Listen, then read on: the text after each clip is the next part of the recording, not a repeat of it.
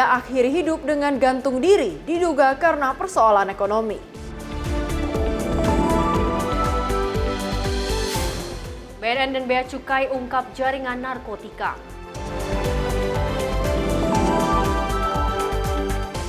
Polisi ungkap motif pelaku anak aniaya ibu kandung.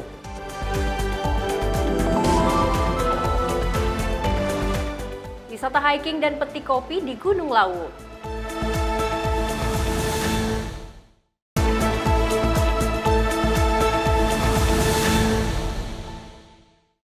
Halo, selamat pagi pemirsa Sinpo TV.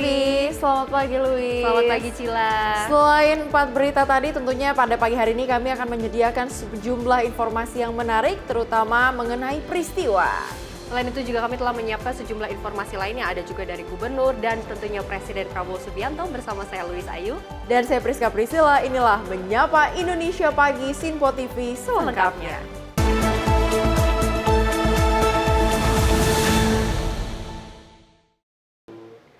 Kita awali informasi yang pertama, pemirsa. Gubernur DKI Jakarta Pramono Anung Senin sore mengunjungi fasilitas gelanggang olahraga Cendrawasih yang berada di Kecamatan Cengkareng, Jakarta Barat yang kondisinya membutuhkan perbaikan. Orang nomor 1 di Jakarta ini berharap revitalisasi Gor Cendrawasih yang di dalamnya terdapat stadion sepak bola bisa segera dilakukan agar tim Persija Jakarta memiliki alternatif tempat latihan selain di Stadion JIS. Gubernur DKI Jakarta Pramono Anung mengunjungi gelanggang olahraga Cendrawasih di kawasan Cengkareng, Jakarta Barat. Gubernur yang didampingi Kadispora Andriansyah melihat rencana revitalisasi Gor Cendrawasih serta melihat kondisi lapangan sepak bola yang sempat milik Persija Barat. Melihat kondisi Gor Cendrawasih yang butuh perhatian, orang nomor 1 di Jakarta ini ingin segera dilakukan perbaikan menyeluruh secepatnya agar bisa digunakan masyarakat. Pramono juga ingin agar stadion sepak bola Cendrawasih menjadi tempat latihan alternatif Persija selain di Stadion JIS. Ketika saya melihat sendiri, fasilitas di sini ada 7 hektar. Dan memang tempatnya itu menurut saya bagus banget.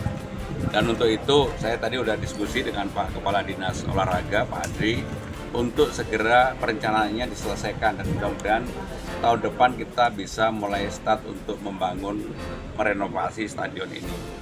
Karena stadion ini dulu dipakai untuk Persija Galatama, sehingga mempunyai sejarah sebenarnya. Dan kalau dilihat fasilitasnya cukup bagus, maka selain lapangan sepak bolanya ada lapangan basket, nantinya ada bulu tangkis dan Untuk diketahui, kompleks olahraga Cendrawasih memiliki luas tanah sebesar 7 hektar persegi. Selain stadion utama, di sini juga ada pusat latihan bulu tangkis, tenis lapangan, futsal, bola basket, panjat dinding, serta gedung pertemuan. Dari Jakarta, kontributor Sinpo TV melaporkan.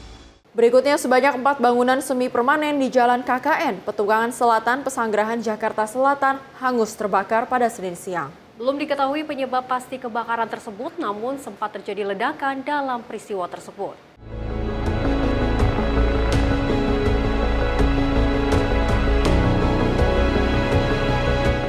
Asap tebal membumbung tinggi akibat kobaran api yang membakar sejumlah bangunan semi permanen di area penyewaan truk di Jalan KKN, Petukangan Selatan, Pesanggerahan, Jakarta Selatan pada Senin siang. Akibat kobaran api yang besar membuat api merambat ke bangunan lainnya. Menurut warga, Ahmad Sofian, sempat terjadi ledakan saat terjadi kebakaran tersebut. Petugas Gulkamart Jakarta Selatan yang tiba di lokasi langsung melakukan lokalisir tempat agar tidak terjadi perambatan. Tadi siang terdengar suara ledakan dan asap langsung besar, kabel juga langsung pada kebakar, lalu api besar dan kita juga langsung hubungi untuk pihak damkar. Yang abang ketahui ledakannya ada berapa kali, Bang? Ledakannya sekali. Ini yang kebakar apaan, Bang? Yang kebakar untuk informasi yang saya dapat untuk pertama itu dari korsleting listrik. Tapi untuk kelanjutan kita belum tahu ya. Karena ada warung juga, tapi nggak seluruhnya terbakar, yaitu warungnya. Ya. Warung juga semi permanen. Dugaan sementara api berasal dari mana? Dugaan sementara penyebabnya dari listrik. Sementara itu, menurut petugas perwira Gulkamart Jakarta Selatan, Selamat, sebanyak 4 bangunan semi permanen yang hangus terbakar dalam peristiwa tersebut. Belum diketahui penyebab pasti kebakaran tersebut, namun dugaan sementara api berasal dari korsleting listrik. Api berhasil dipadamkan setelah petugas menerjunkan 6 unit mobil pemadam dan 35 personil ke lokasi. Dari Jakarta, kontributor Simpo TV melaporkan.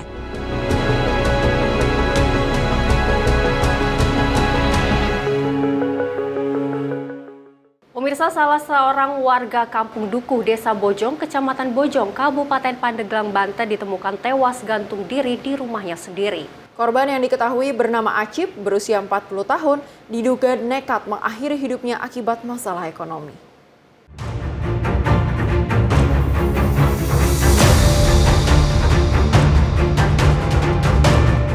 Kondisi memprihatinkan terlihat saat warga menemukan jasad Acip tergantung di dalam kamar rumahnya dengan kondisi tubuh yang sudah membusuk.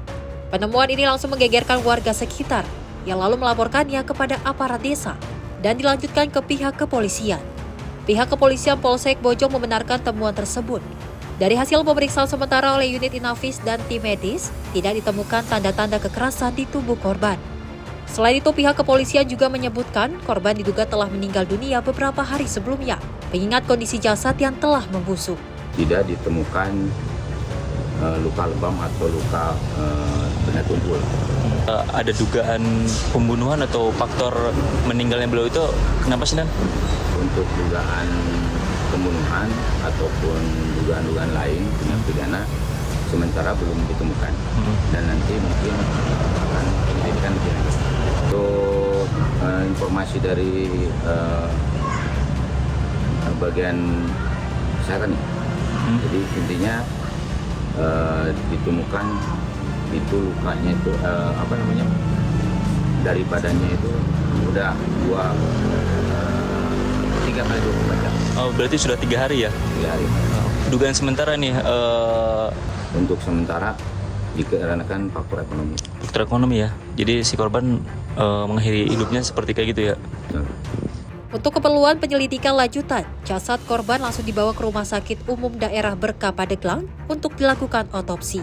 Dari Pandeglang, Banten, Firman Arif, Simpo TV melaporkan.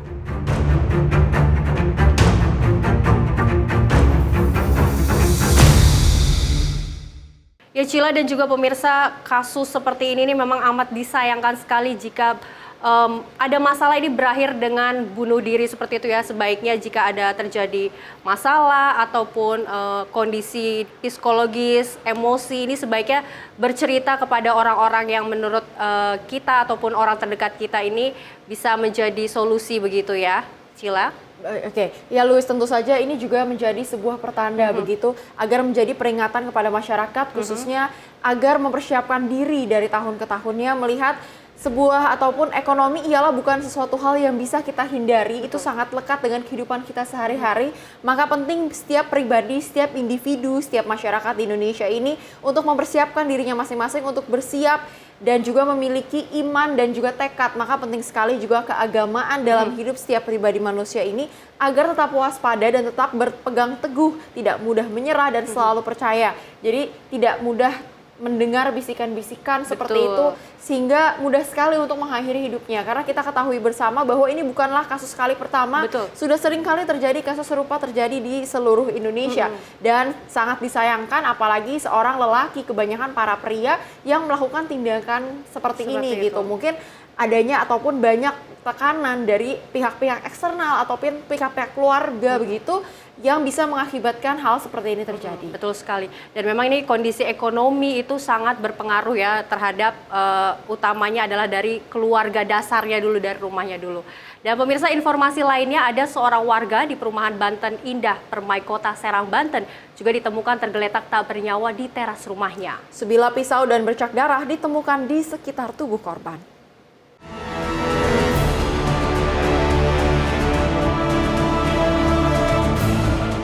Suasana di Komplek Perumahan Banten Indah Permai mendadak gempar. Warga dihebohkan dengan penemuan jasad seorang pria yang tergeletak bersimbah darah di teras rumahnya. Dari informasi yang diperoleh, korban bernama Jusman Sihotang. Sehari-hari dikenal ramah dan bekerja sebagai bank keliling di wilayah Kota Serang. Kejadian berawal saat seorang warga yang akan menuju musola melihat jasad korban terbaring. Warga yang mendekat menemukan bercak darah di sekitar mulut dan hidung korban. Sebilah pisau juga ditemukan di sekitar lokasi. Menurut Ketua RW setempat, Jusman diduga meninggal dunia akibat penyakit jantung dan asam lambung yang sedang dideritanya. Saya dapat laporan dari warga karena posisi saya ada di tempat kerja, dapat info bahwa ada mayat tergeletak. Awalnya saya mencurigai itu adanya bunuh diri, laporan dari warga. Nah ternyata pas saya datang ke sini, itu indikasinya bukan bunuh diri. Itu seperti punya riwayat, entah dia punya darah tinggi atau serangan jantung, saya kurang paham gitu. Ternyata pas saya lihat, dia keluar darah dari mulut atau hidung. Adapun itu kejadiannya tadi kurang lebih jam 10 atau jam 11, karena warga melaporkan saya itu setelah zuhur. Terjadinya benturan di situ atau jatuh si korban ini kurang tahu kepastiannya. Karena laporan dari warga itu siang sekitar habis zuhur, Pak. Hingga saat ini belum ada keterangan resmi dari pihak kepolisian, namun jenazah korban telah dibawa ke Rumah Sakit Bayangkara Kota Serang untuk keperluan visum. Dari Serang, Banten, Firman Arif, Sinpo TV melaporkan.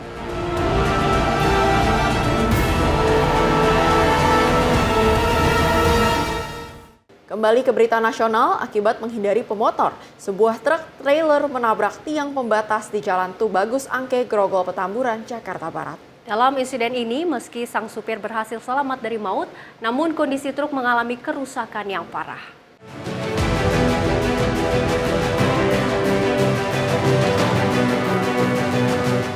Truk trailer tanpa muatan dengan nomor polisi B9943PV yang melaju kencang dari arah Pesing menuju kota, ringsek parah setelah menabrak tiang pembatas di Jalan Tubagus Angke, Grogol, Petamburan, Jakarta Barat. Kerusakan parah terlihat pada bagian roda yang terlepas dari badan truk, serta tiang pembatas jalan yang juga rusak dihantam truk tersebut. Menurut saksi, kecelakaan bermula saat truk tengah melaju kencang, kemudian menghindari pemotor hingga hilang kendali. Sang supir pun berhasil lolos dari maut tanpa mengalami luka dan telah diamankan oleh petugas kepolisian. Petugas unit laka lantas dari Polres Metro Jakarta Barat yang berada di lokasi langsung mengevakuasi truk tersebut menggunakan mobil derek. Ngantuk, tiba-tiba langsung nabrak itu jembatan. Tapi kata menurut supirnya sih hindarin motor. Oh, hindarin motor. Ambil kanan lewat jembatan.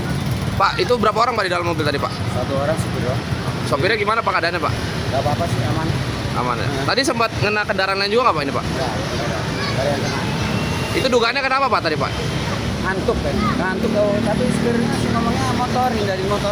Oh, hindarin motor bilangnya. Motor. Ada muatannya nggak sih Pak itu Pak tadi Pak? Kosong. Oh, kosong. Ada muatan.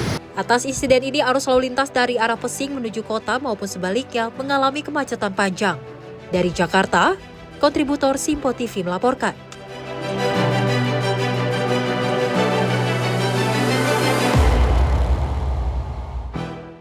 Luis dan juga pemirsa, kembali kita mendengarkan kasus serupa di mana seringkali kita dengar adanya truk yang terguling ataupun adanya kecelakaan yang terjadi di daerah Jalan Tubagus Angke, Jakarta Barat ini.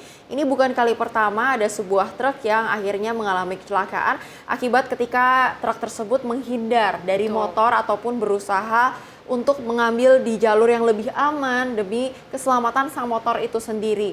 Sayangnya hal ini malah membahayakan dan kembali merusak ataupun menjadi sebuah insiden tragis kecelakaan oleh truk tersebut. Betul sekali, juga bisa menjadi pengingat kita sesama pengendara jalan, begitu ya Cila dan juga pemirsa, untuk menghindari truk-truk besar, juga muatan-muatan besar bagi kita pengendara, baik itu motor maupun mobil, juga untuk memperhatikan kondisi dari jalan dan saling mengingatkan pengendara lain.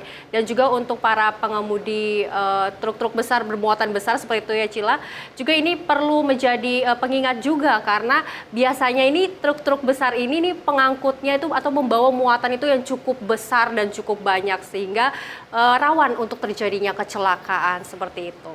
Pastinya, nah dari pihak yang pengemudi truk sendiri ataupun perusahaan dan juga para pengelola dari kendaraan sendiri juga perlu memperhatikan muatan-muatan agar tidak overload dan juga mengganggu mulusnya ataupun jalannya transportasi di jalan, baik itu di darat, laut maupun di udara. Dan tentunya Luis dan pemirsa, kita masih memiliki informasi menarik lainnya. Setelah ini ada TNI AL tangkap nelayan benih-bening lobster ilegal. Tetaplah bersama kami di Menyapa Indonesia Pagi.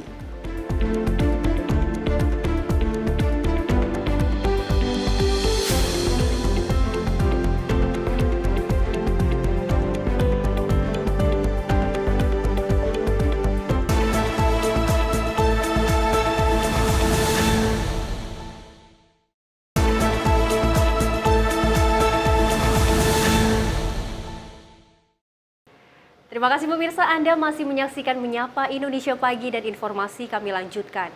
Pemirsa, sebanyak 21 pelaku penyelundupan benih-bening lobster berhasil diamankan TNI AL Mataram dan tim gabungan di perairan Sumbawa, NTB. Penangkapan dilakukan usai laporan masyarakat ditindaklanjuti melalui operasi gabungan yang melibatkan sejumlah instansi terkait.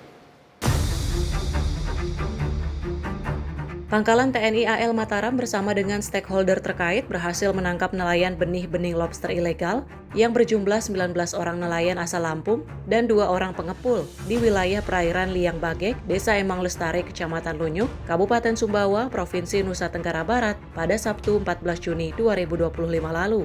Penindakan ini berawal dari laporan masyarakat yang diterima PSDKP NTB dan tim SVQR Lanal Mataram.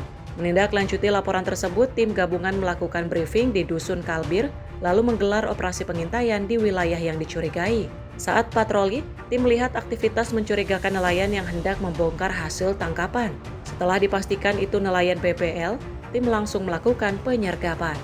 Salah satu nelayan sempat membuang styrofoam berisi lobster ke laut untuk menghilangkan barang bukti. Pelaku dan barang bukti akhirnya diamankan ke Mako Lanal Mataram untuk penyidikan lebih lanjut. Dan didapat kurang lebih 51.223 ekor, ditambah ada 19 nelayan dengan 2 pengepul dan juga beberapa barang bukti lainnya yang sekarang berada di Lanal Mataram. Ke depan setelah ini dengan kerjasama dengan DKP, kita akan alihkan penyidikan di DKP, dalam hal ini DKP di penyidik dengan penyidik yang berada di benua Bali. Kegiatan penyelundupan BBL tidak hanya melanggar hukum tetapi juga merugikan ekosistem laut dan ekonomi nelayan lokal. BBL seharusnya menjadi peluang ekonomi melalui pembudidayaan dalam negeri, tidak untuk diekspor dan dieksploitasi secara ilegal. Larangan ekspor BBL secara ilegal sendiri diatur dalam Peraturan Menteri Kelautan dan Perikanan Nomor 7 Tahun 2024 tentang pengelolaan lobster, kepiting, dan rajungan, serta pasal 92 Jungto pasal 26 UU RI nomor 31 tahun 2024 tentang perikanan. Tim redaksi Sinpo TV melaporkan. Berikutnya pemirsa, Kepala Badan Narkotika Nasional atau BNN, Komjen Martinus Hukom, mengungkapkan terdapat 285 tersangka terjerat kasus narkoba dengan sebanyak 683,8 kg. Para tersangka ini diduga diberdaya jaringan sindikat narkoba untuk menjadi kurir dengan cara menyelundupkan narkoba di bagian organ intim. Operasi gabungan yang dilakukan antara BNN dan Bea Cukai Kemenq RI berhasil mengungkap sindikat narkoba jaringan internasional. Dalam operasi ini, operasi gabungan berhasil mengamankan barang bukti narkotika sebanyak 683,8 kg yang terdiri dari sabu, ganja, ekstasi, hingga amfetamin. Operasi gabungan tersebut juga mengamankan sebanyak 285 tersangka, yang terdapat 256 laki-laki dan 29 perempuan yang merupakan 10%-nya berstatus ibu rumah tangga. Jaringan sindikat narkoba itu terhubung dalam 4 jaringan, yakni sindikat domestik, antar pulau, antar provinsi, hingga internasional.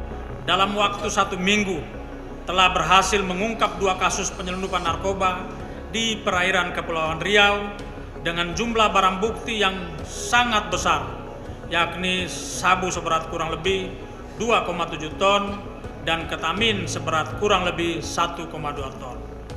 Selain 2 kasus besar tersebut di atas, selama bulan April sampai dengan bulan Juni 2025, BNN dan Bea Cukai di bawah koordinasi Des Pemberantasan juga terus berkolaborasi secara konsisten melakukan operasi pemberantasan narkoba. Operasi bersama antara BNN dan Bea Cukai berhasil mengungkap sebanyak 172 kasus yang terhubung dalam 4 jaringan sindikat domestik, jaringan antara pulau dan antara provinsi, dan sebanyak 3 jaringan sindikat internasional yang beroperasi di Malaysia dan Indonesia. Data selengkapnya akan disampaikan oleh Deputi Pemberantasan BNN.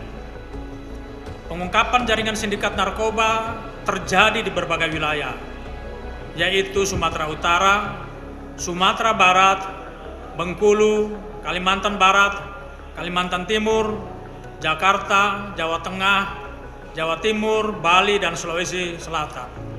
Sementara itu jumlah tersangka yang berhasil ditangkap sebanyak 285 orang yang terdiri dari 256 laki-laki dan 29 perempuan atau sebanyak 10% dari total tersangka tertangkap yang mayoritas berstatus sebagai ibu rumah tangga. Adapun jumlah tersangka perempuan yang dapat dihadirkan pada saat ini sebanyak 21 orang, sedangkan tersangka yang lain berada di tahanan BNN provinsi masing-masing. Sedangkan total barang bukti narkotika yang berhasil disita sebanyak 683,8 kg yang terdiri dari sabu seberat kurang lebih 308 kg, ganja 372 kg, ekstasi 6.640 butir, THC 179 gram, hasis 104 gram, dan amfetamin 41,49 gram. Dari Jakarta, Konita Putri, Rona Bayu, Sinpo TV melaporkan. Berikutnya, seorang ibu berinisial MS, 46 tahun, menjadi korban kekerasan yang dilakukan oleh anak kandungnya sendiri, Moh Ihsan yang berusia 22 tahun di Bekasi Timur, Jawa Barat. Akibatnya korban mengalami luka memar di kepala dan sementara pelaku telah ditangkap dan ditetapkan sebagai tersangka.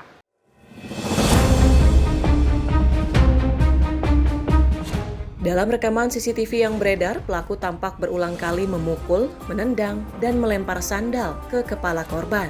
Korban yang mengenakan jilbab coklat tampak pasrah dan tidak melakukan perlawanan, hingga akhirnya tersungkur dan mengalami memar di kepala serta pinggang. Kekerasan ini dipicu oleh kemarahan pelaku setelah ibunya menolak permintaan meminjam motor tetangga. Sang ibu menilai itu tak mendesak dan menyarankan memakai sepeda di rumah.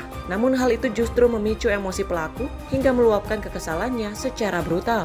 Sementara pelaku kini telah ditetapkan sebagai tersangka dan ditahan di Polres Metro Bekasi Kota. Ia dijerat dengan pasal 44 ayat 1 UU RI nomor 23 tahun 2004 tentang penghapusan kekerasan dalam rumah tangga atau KDRT dengan ancaman hukuman hingga 5 tahun penjara. Dari Jakarta, tim redaksi Sinpo TV melaporkan. Pemirsa, motif kasus anak aniaya ibu kandung di Bekasi, Jawa Barat menemui titik terang di mana kepolisian Polres Metro Bekasi Kota menyebut pelaku nekat menganiaya orang tuanya lantaran kesal ibunya tidak bisa meminjamkan motor ke tetangganya untuk tersangka pergi bermain. Tak hanya menganiaya ibunya, pelaku juga sempat mengancam membunuh tantenya jika kemauannya tak dituruti.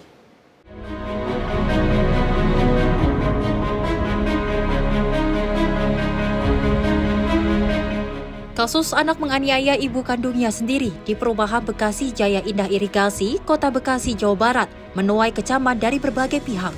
Satreskrim Polres Metro Bekasi Kota mengatakan motif aksi penganiayaan pelaku nekat menganiaya ibu kandungnya sendiri, dipicu masalah meminjam motor tetangganya untuk bermain. Pelaku disebut meminta kepada ibunya untuk mencarikan pinjaman motor ke tetangganya, namun setelah usaha ibunya meminjam tak membuahkan hasil, pelaku yang emosi kemudian melakukan aksi penganiayaan terhadap orang tua yang telah melahirkannya. Selain menganiaya ibunya, tersangka yang berusia 23 tahun juga dilaporkan sudah berulang kali melakukan aksi serupa. Polisi bahkan menyatakan pelaku sempat mengancam akan membunuh tantenya sendiri kepada ibunya jika kemauannya tak dituruti termasuk meminta sejumlah uang. Kami perlu menjelaskan terkait adanya suatu tindak pidana yang dilakukan seorang anak kandung kepada ibu kandungnya yang terjadi hari Kamis tanggal 19 Juni di Bekasi Timur, Kota Bekasi, di teras rumah korban. Untuk kronologisnya, pada saat itu korban baru saja melakukan bersih-bersih rumah dan sedang duduk. Kemudian pelaku yang adalah anak kandung korban juga berada di teras rumah. Di situ pelaku mengatakan kepada korban, tolong pinjamkan motor ke tetangga. Tetapi karena sudah keseringan, korban tidak keenakan dan tidak melaksanakan permintaan dari anaknya. Kemudian pelaku mengatakan lagi, coba pinjam ke teman lu artinya teman ibu dari pelaku. Kemudian korban mencoba melakukan komunikasi via handphone ke temannya, namun tidak diberikan. Di situ pelaku kembali melakukan penekanan ke ibunya, coba pinjam lagi ke yang lain, tetapi korban atau ibu pelaku mengatakan tidak ada lagi. Kemudian korban menaruh handphonenya di meja di dekat pelaku. Pelaku di situ merasa bahwa korban membanting handphone, sedangkan itu tidak terjadi. Kemudian pelaku langsung refleks menendang pot dan kemudian membanting kursi ke arah korban, namun tidak kena. Dan situ korban mundur ke arah teras depan rumah dan pelaku menghampiri korban dan memukul korban berkali-kali menggunakan sendal, sehingga korban tersungkur menyerupai bersujud. Kemudian pelaku melakukan pemukulan kepada kepala korban 1 kali dan juga sempat menjambak kerudung korban sampai sobek, dan juga melakukan pemukulan ke bagian punggung belakang korban. Setelah itu pelaku sempat keluar rumah dan masuk lagi mengambil pisau. Nah, di situ melakukan pengancaman bahwa pelaku akan membunuh adik dari korban. Tidak lama datang adik dari korban dan security dan mengamankan pelaku, kemudian dibawa ke kantor polisi. Selain menangkap pelaku, polisi juga mengamankan pisau yang diduga kuat digunakan untuk mengancam ibunya. Sementara guna mempertanggungjawabkan perbuatannya, pelaku kini terancam pasal 44 ayat 1 Undang-Undang Nomor 23 Tahun 2004 tentang KDRT dengan hukuman maksimal 5 tahun penjara. Dari Bekasi, Jawa Barat, Muhammad Ridwan, Simpo TV melaporkan.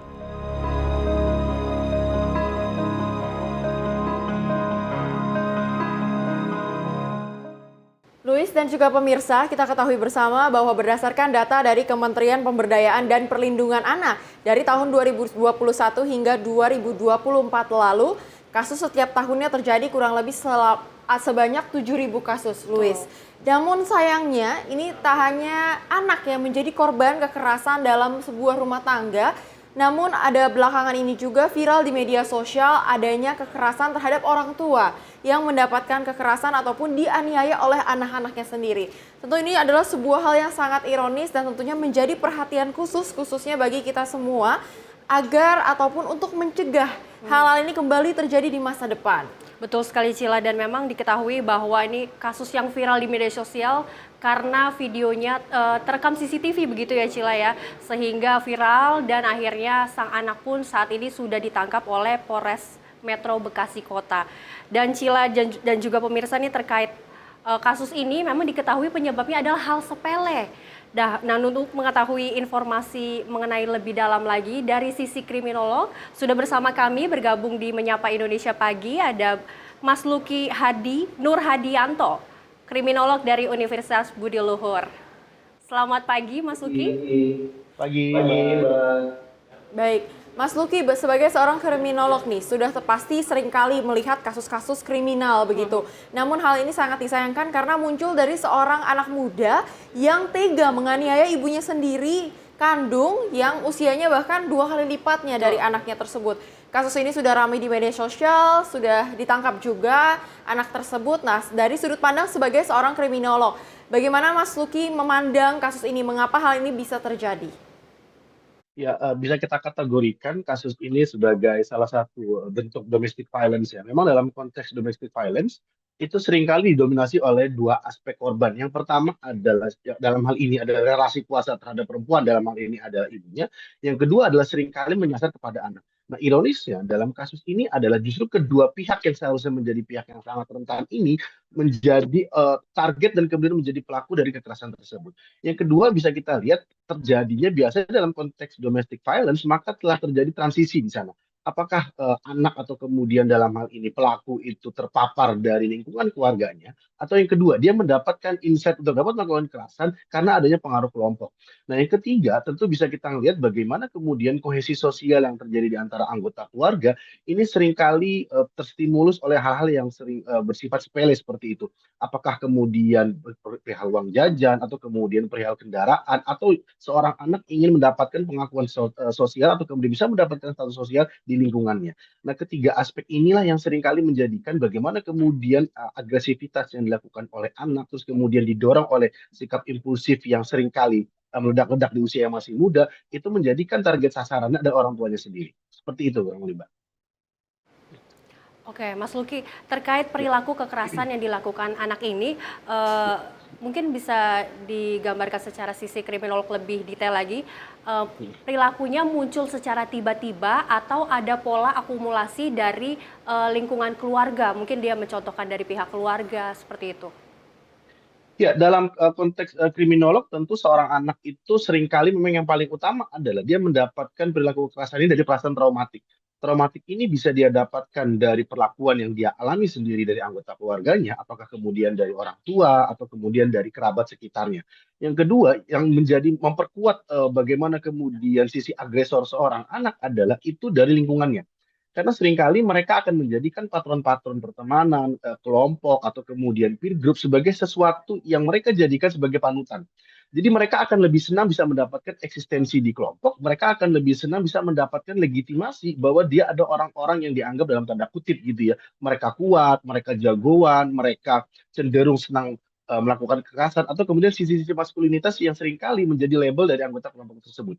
Yang ketiga adalah yang menjadi titik baliknya adalah mereka tidak mendapatkan afiliasi hal-hal yang positif baik dari tingkat ke sekolah atau kemudian dari keluarga atau bahkan di lingkungan pertemanan mereka tergolong orang-orang yang seringkali menjadi dalam tanda kutip gitu orang-orang yang inferior atau tidak memiliki kekuatan yang cukup kuat. Nah, dalam hal ini akhirnya mereka akan menjadikan sasaran antara dalam hal ini adalah orang tuanya atau kemudian orang-orang yang dianggap lemah dalam hal ini bisa kemudian konteksnya adalah ibunya sendiri sebagai target untuk mereka melampiaskan emosi-emosi yang secara terakumulasi itu mereka dapatkan dari lingkungan luar.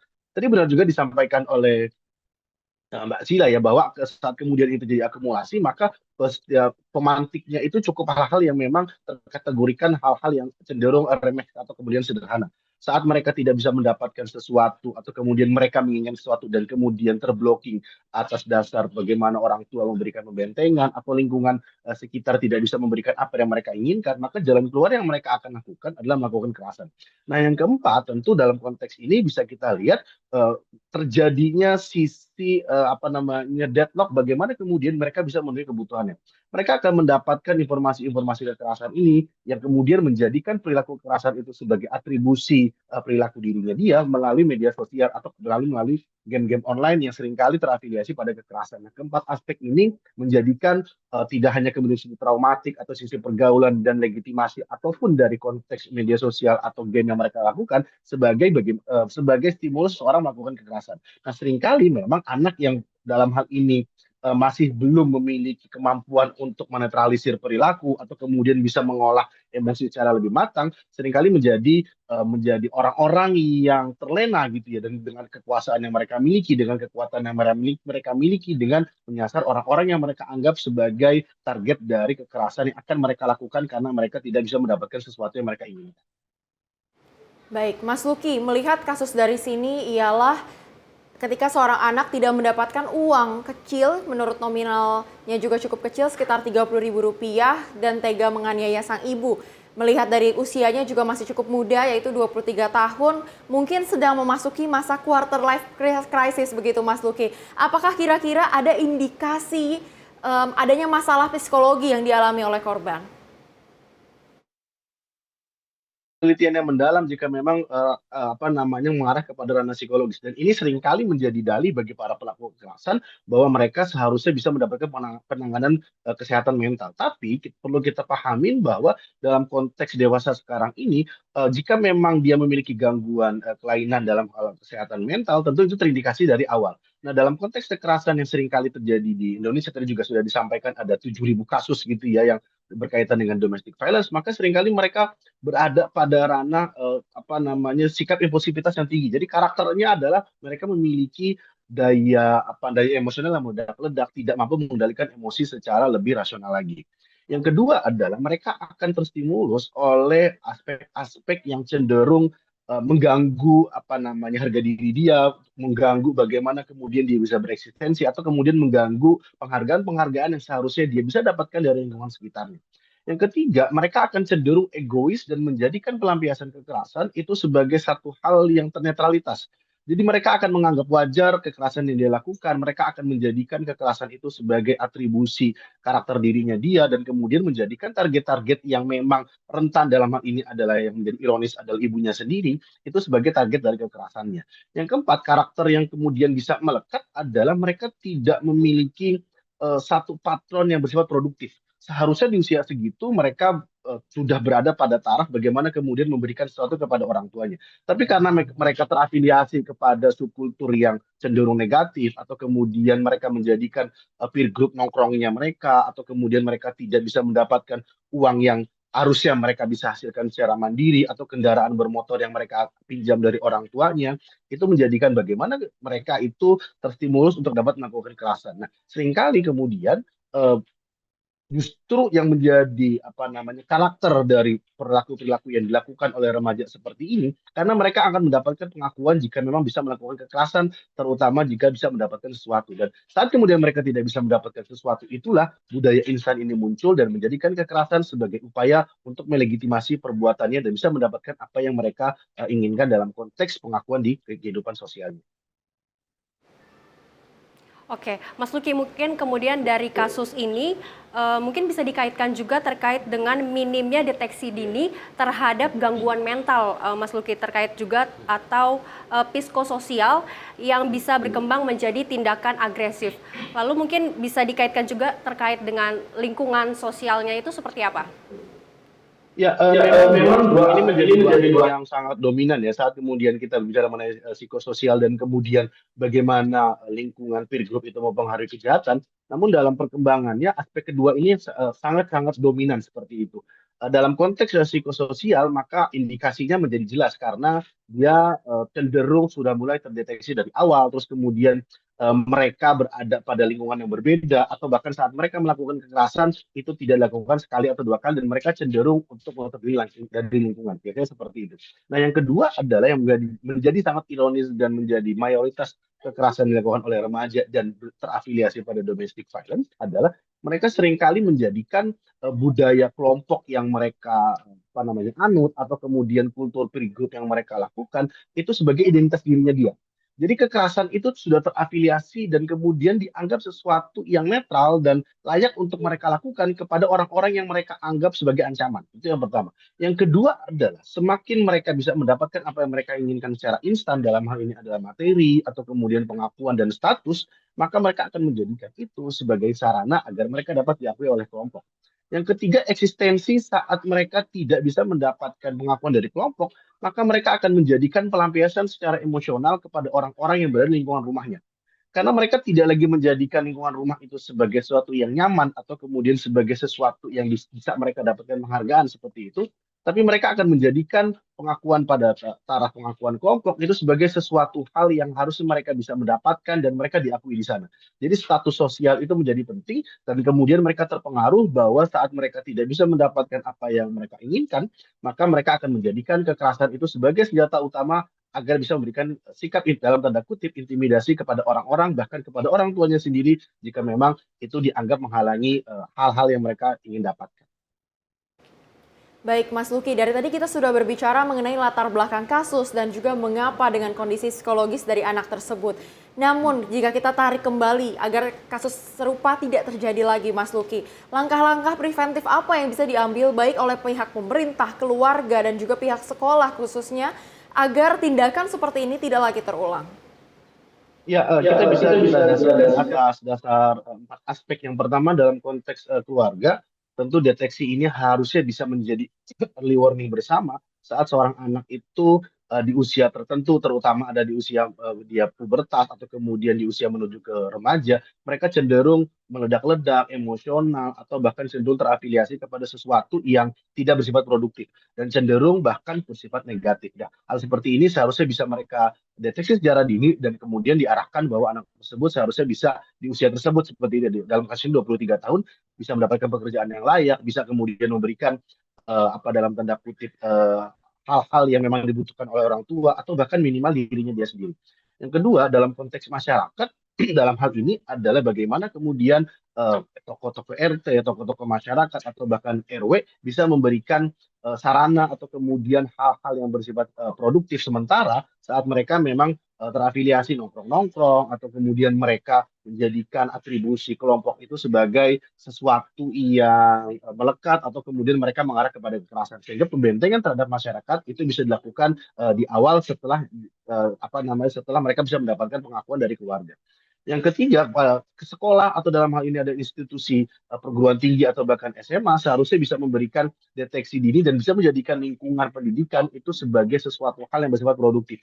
Jadi mereka bisa menjadikan bagaimana penghargaan-penghargaan akademik apakah dalam konteks IPK, apakah kemudian dalam konteks nilai atau atribusi prestasi yang non akademik di bidang olahraga itu sebagai suatu hal yang bisa mereka akui dan dikonversikan kepada hal-hal yang memang bisa menghasilkan secara lebih produktif lagi. Yang keempat tentu pembinaan dalam konteks ini adalah karakter. Jika memang dalam konteks pendidikan tinggi tentu ada kurikulum kewarganegaraan atau kemudian dalam secara lebih serius lagi kemudian bela negara seharusnya bisa memberikan pendidikan karakter sehingga hal seperti ini bisa kemudian mereka antisipasi bahkan dalam konteks yang lebih luas lagi bisa diredam sifat-sifat emosional, sifat-sifat impulsivitas yang seringkali melanda pada remaja ini dan menjadikan afiliasi terhadap hal yang bersifat positif itu dan tidak menjadikan target atau kemudian orang tua sebagai sasaran dari kekerasan yang akan mereka lakukan.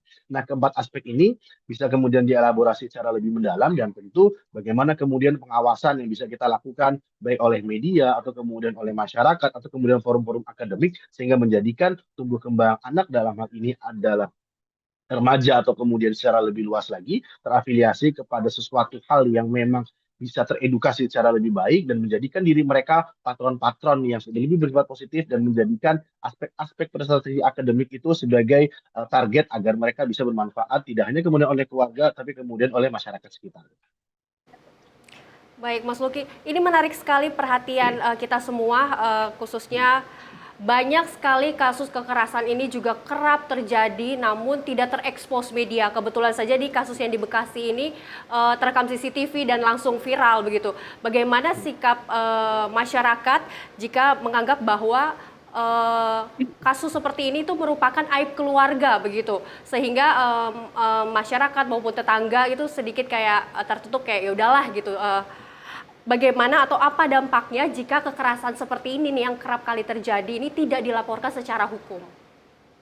Ya, yang pertama tentu jika kita bisa melihat kasus ini secara lebih mendalam, dugaan saya adalah kekerasan yang dia lakukan itu tidak hanya sekali, tapi kemudian sudah cukup berkali-kali karena sampai pada titik seorang anak itu memukul orang tuanya di tempat umum atau kemudian di depan rumah, itu dia sudah melalui barrier-barrier tahapan kekerasan terhadap orang lain. Sampai tidak kita pun juga tidak sampai pada hati gitu ya untuk kemudian menepuk orang tua sendiri atau bahkan adik kita sendiri bahkan di tempat yang private atau kemudian di luar rumah sehingga dugaan yang bisa kita simpulkan adalah kekerasan ini sudah berulang dan bahkan terpola oleh yang dilakukan oleh sang anak. Yang kedua tentu kekerasan atau kemudian domestic violence itu kita anggap sebagai suatu hal yang masih tabu. Jadi KDRT baik yang dialami oleh anak atau kemudian oleh oleh orang tua itu sesuatu hal yang harusnya mereka jaga secara kultural gitu ya di masyarakat kita dan saat kemudian ini terekspos maka keluarga tersebut akan mendapatkan stigma atau bahkan alih-alih akan mendapatkan aib dari masyarakat. Yang ketiga tentu saat mereka sudah mendapatkan dua aspek ini maka mereka akan berupaya untuk melindungi. Apakah kemudian itu dilakukan oleh orang tua atau anak, mereka akan berupaya untuk melindungi pelaku. Dalam hal ini tujuannya adalah bagaimana kohesi sosial di antara anggota keluarga itu dapat tetap terjaga. Tapi ironisnya ada saat kemudian ini tidak dilaporkan atau kemudian tidak terblow up secara lebih serius lagi seperti sekarang ini, maka kita akan menjadikan pembenaran-pembenaran terhadap tindakan kekerasan dilakukan oleh anggota keluarga. Yang bisa dilakukan adalah ada salah satu pendekatan yang cukup populer di Australia adalah neighborhood watch. Jadi upaya pencegahan kejahatan atau upaya pencegahan KDRT atau domestic violence itu bisa dilaporkan oleh masing-masing anggota keluarga. Jadi saat kemudian ada anggota keluarga atau rumah yang terindikasi pernah atau kemudian pernah kejadian kekerasan atau kemudian sampai tetangga itu sampai tahu atau bahkan sampai menjadi perbincangan, maka seharusnya levelnya dinaikkan. Tidak lagi seharusnya bisa diselesaikan oleh masyarakat sekitar atau tokoh masyarakat yang ada di sana, tapi seharusnya bisa dimediasi oleh pihak kepolisian melalui Direktorat Perlindungan Perempuan dan Anak. Yang kedua, tentu seringkali kita menjadikan undang-undang tindak kekerasan terhadap perempuan atau kemudian terhadap anak ini sebagai suatu hal yang di satu sisi berupaya untuk melaporkan sesuatu, tapi di sisi lain berupaya untuk menimbang-nimbang saat kemudian perempuan atau anak menjadi korban dalam hal ini, mereka akan mendapatkan viktimisasi secara berulang. Mereka akan menjadi korban secara sosial dan mereka akan menjadi korban pemenuhan kebutuhan hak-hak yang seharusnya dipenuhi oleh anggota keluarga. Ironisnya bahkan dalam beberapa kasus mereka akan dicerai atau kemudian bisa mendapatkan kekerasan yang lebih tinggi lagi dari anak atau kemudian dari anggota keluarga lainnya.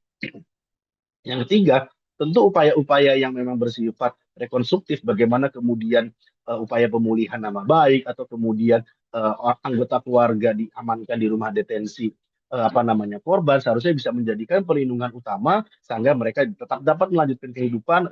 Peran-peran dari masing-masing anggota keluarga, apakah seorang ayah atau kemudian seorang ibu, seorang anak, ini tetap berjalan dan mereka diberikan waktu kurang lebih seingat saya itu mungkin sekitar 3-6 bulan, dan kemudian mereka bisa mendapatkan lagi pengakuan di masyarakat dan bisa menjalankan aktivitas secara lebih baik lagi. Kurang lebih demikian. Baik, Mas Luki, penjelasan yang sangat komprehensif, tentunya sangat jelas dan sangat terstruktur, luar biasa sekali Mas Luki.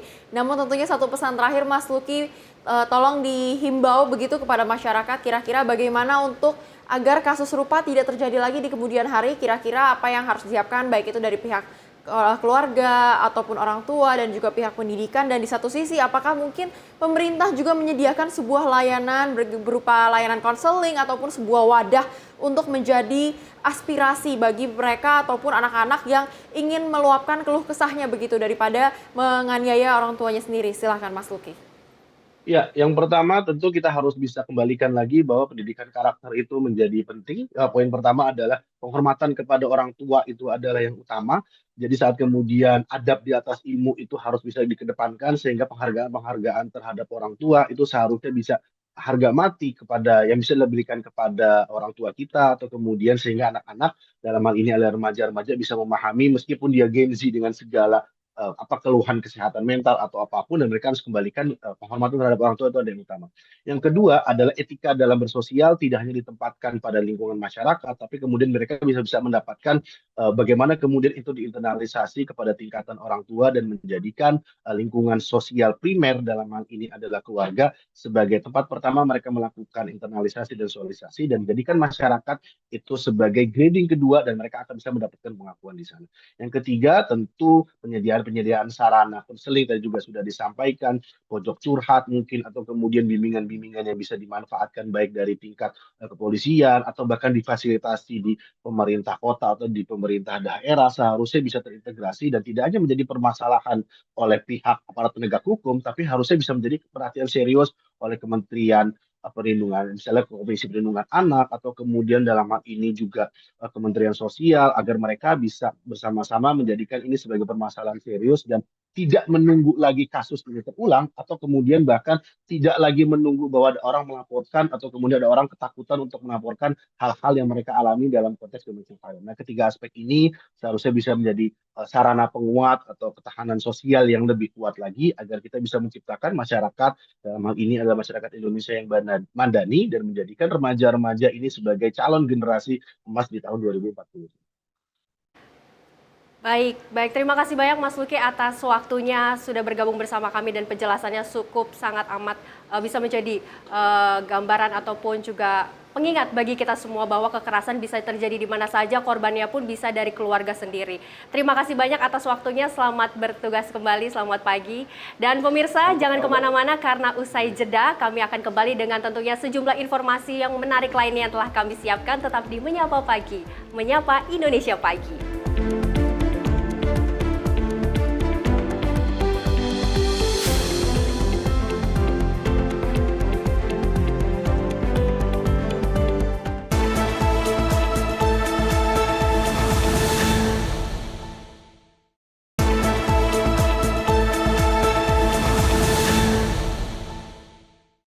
Terima kasih pemirsa, Anda masih bersama kami di Menyapa Indonesia Pagi. Informasi berikutnya dari pemerintah Kota Bogor yang mendorong perluasan ruang ekspresi generasi muda melalui Go Skateboarding Day 2025 di Lapangan Sempur, Kota Bogor. Kegiatan tersebut menjadi ajang komunitas skate dengan mengekspresikan diri sekaligus memperkuat kolaborasi lintas daerah.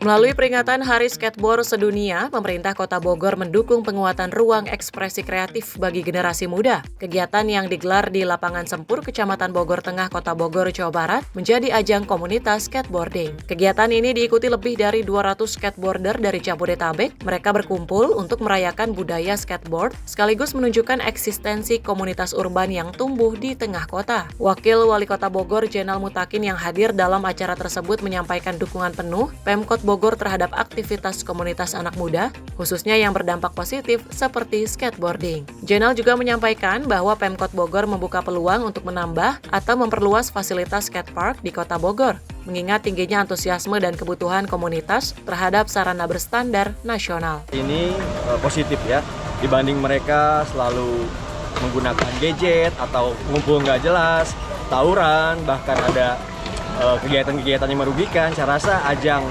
hobi ini, salah satunya skateboard, adalah wadah sebetulnya bagi warga Bogor, terutama kaula muda, dan disitulah pemerintah seharusnya memang hadir dan memberikan ruang-ruang serta mendukung apa yang menjadi kekurangan sarana-prasarana termasuk kebijakan lainnya. Ketua penyelenggara Go Skateboarding Day Bogor 2025, Gema Sastra Nasution, menyampaikan, Lapangan Sempur yang menjadi lokasi acara juga menjadi titik kumpul strategis bagi komunitas, mengingat posisinya yang teduh dan aksesibilitasnya dari berbagai wilayah-wilayah. Jadi multi komunitas. Kalau kegiatan anak skate-nya lebih banyak fun game, seru-seruan. Terus ada kita juga street parade street, muterin Lingkar Kebun Raya dan segala macam. Yang jelas tanggal 21 tuh bener-bener fun, nggak ada kompetisi, adanya fun game.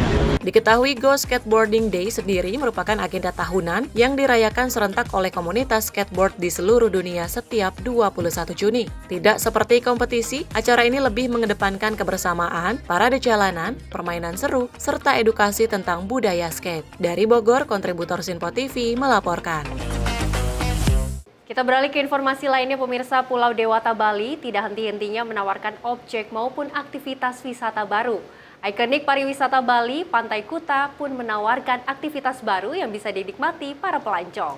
Jika bosan berjemur, berselancar, atau sekedar bermain air, kini wisatawan bisa menikmati aktivitas lain di pinggir pantai, yaitu bermain skateboard di Kuta Beach Skate Park, yang merupakan skatepark pertama di Asia dan kedua di dunia yang berlokasi tepat di bibir pantai.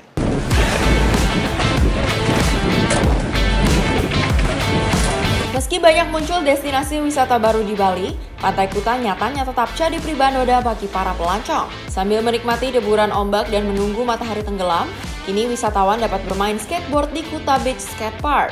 Uniknya, skatepark yang dibangun di lahan seluas 10 hektar dengan menelan anggaran hampir 500 juta rupiah merupakan skatepark pertama di Asia dan kedua di dunia yang berlokasi tepat berada di bibir pantai.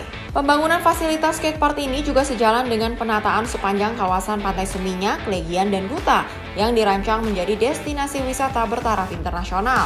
Kuta Beach Skate Park terdiri dari 2 trek, yaitu street skate dan skateball.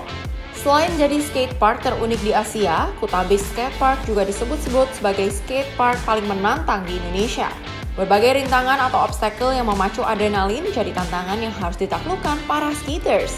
Fasilitas bermain skateboard tempat ini juga berstandar internasional, dilengkapi berbagai fitur rintangan mulai dari tabletop, ramp, halfpipe, rail, stairs, box atau ledge, hingga quarter pipe yang menuntut para skater wajib mengeluarkan trik-trik andalan mulai dari trik ollie, kickflip, heel flip, berselancar di handrail, dan berbagai trik lainnya. Di sini yang memang paling harus kita bisa smart bagaimana men-setting Pantai Kuta ini bisa diminati dan kembali menjadi kawasan objek daya tarik wisata unggulan di Provinsi Bali bahkan di Indonesia. Nah, salah satu tematik yang kita cetuskan dan kita ciptakan adalah skatepark. Skatepark ini yang ada di wilayah pantai yang memang kita lokasinya berdekatan dengan tempat parkir. Tempat parkir kita siapkan, di sebelahnya ada skatepark, kemudian di sebelah tempat parkir di sana ada kuliner. Nah, khusus kawasan ini. Nah, kemudian juga kita akan lanjutkan tematik-tematik yang lainnya yang ada di wilayah pesisir pantai kita, sehingga apa yang memang diharapkan dari pembangunan adalah untuk kesejahteraan masyarakat Badung khususnya dan Bali pada umumnya itu bisa terwujud. Ya mungkin ada ya sedikit expert, tapi ada satu obstacle yang berbentuk ini Candi Bentar. Itu ya sedikit expert karena harus melakukan transfer lompat dari titik satu ke titik lain. Ya itu kecuali pro baru bisa. Kita orang umum, orang baru belajar tidak bisa belum. Nggak ngebosenin loh. Kan kita bisa ngeliat ombak, sunset, sama anginnya juga kencang, enak jadinya nggak kerasa panas. Pasir enggak ya, kalau angin mungkin kalau lagi kencang gitu kita lawan angin itu agak berat. Jadi cukup menantang ya? Ya. Di sini trek yang paling sering digunakan trek apa sih? Kickflips, board slide downhill. Menariknya, fasilitas skatepark ini bisa dinikmati oleh siapapun secara gratis. Hanya saja, bagi pemula yang ingin mengikuti pelatihan skateboard secara intensif, akan dikenakan biaya karena dilatih oleh instruktur profesional. Selain mendukung sport tourism, keberadaan wahana Kuta Beach Skatepark diharapkan mampu meningkatkan angka kunjungan wisatawan ke Pantai Kuta hingga 50%. Bermain skateboard dengan latar belakang deburan ombak Pantai Kuta Bali tentu menyajikan sensasi tersendiri sekaligus pengalaman yang tidak terlupakan bagi para skater tanah air maupun mancanegara. Dari Bali, Terus Raditya, Simpo TV melaporkan. Informasi lainnya, ribuan warga dari berbagai suku se-Nusantara melakukan upacara adat ngertakeun bumi lamba di Taman Wisata Alam Gunung Tangkuban Perahu, Lembang, Kabupaten Bandung Barat, Senin pagi. Ritual adat tahunan ini bertujuan untuk menjaga dan melestarikan alam di Tanah Pasundan.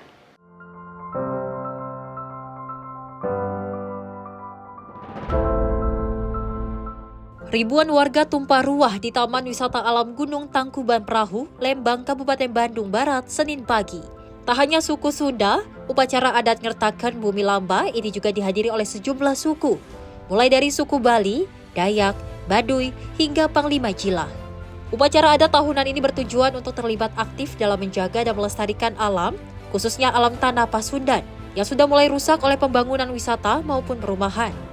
Menurut Ketua Pelaksana Ramean Radite Wiranata Kusuma mengatakan memohon keselamatan dan kedamaian kepada Tuhan, serta mendorong spirit pelestarian terutama kepada generasi muda, membangun kesadaran bersama bahwa kelestarian alam harus kita jaga, yang diamanatkan leluhur dalam ngertakeun bumi lamba. Bumi lamba ini, sesuai apa yang diamanatkan oleh leluhur, itu adalah ini paket orang ngertakeun bumi lamba. Adalah tugas manusia, mensejahterakan bumi alam atau menjaga keseimbangan alam. Ini yang menjadi tujuan kita karena upacara ini adalah sebuah upaya yang mendekati kepada cara yang sesungguhnya. Makanya tadi simbolis dari aktualisasi dari upacara ngertakeun bumi lamba ini, selain kita mengaturkan doa, memohon keselamatan dan kedamaian kepada Tuhan, kami juga tadi kan bagaimana spirit pelestarian itu bisa kita tebar, terutama ke generasi muda, untuk membangun kesadaran bersama bahwa lingkungan alam harus kita jaga, dan itu adalah apa yang diamanatkan oleh leluhur.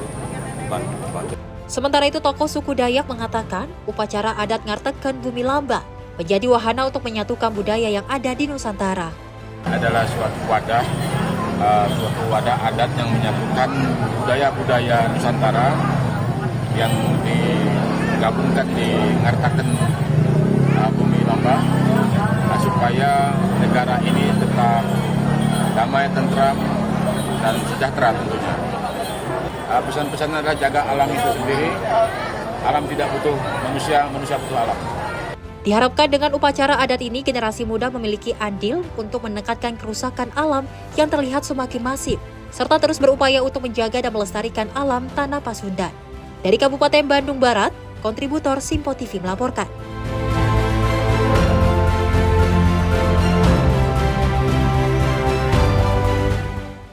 Pemirsa, mengoleksi tanaman hias berbanderol selangit mungkin sudah biasa. Namun apa jadinya bila kolektor tanaman hias bukan hanya mengkoleksi tanaman langka, tetapi juga berdalih menjadi petani yang berhasil menciptakan sejumlah tanaman hias spesies baru. Salah satunya yang sedang booming di kalangan kolektor tanaman hias adalah tanaman hias sirga, singkatan dari Anthurium sirih dan kuping gajah, atau yang memiliki nama latin Anthurium crystallinum.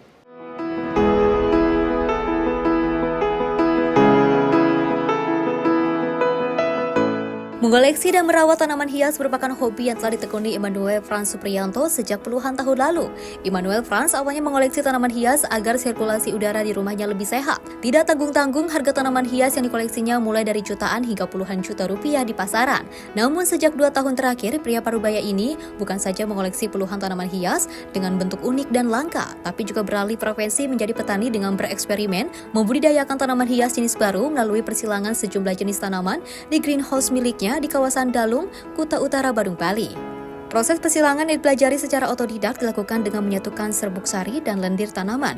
Hanya saja tingkat keberhasilannya yang rendah membuat tidak semua persilangan bisa berhasil. Dari satu tangkai yang disilangkan akan menghasilkan 10 tanaman baru, hanya saja dari 10 tanaman tersebut tidak semuanya bisa berkembang. Dari persilangan itulah berhasil didapatkan sejumlah jenis tanaman hias baru yang salah satunya dinamakan sirga, singkatan dari Anthurium sirih dan kuping gajah, atau yang memiliki nama latin Anthurium crystallinum. Tanaman hias sirga memiliki bentuk unik, yaitu tampilan daun batang dan pohonnya yang jauh lebih besar dan berkarakter yang kuat. Ukuran daun sirga yang berwarna hijau tua bahkan bisa mencapai panjang 75 cm dengan lebar sekitar 40 cm. Dari ratusan tanaman sirga yang telah dibudidayakan, puluhan tanaman bahkan telah laku terjual ke berbagai kolektor tanaman hias di Bali maupun berbagai kota di Pulau Jawa.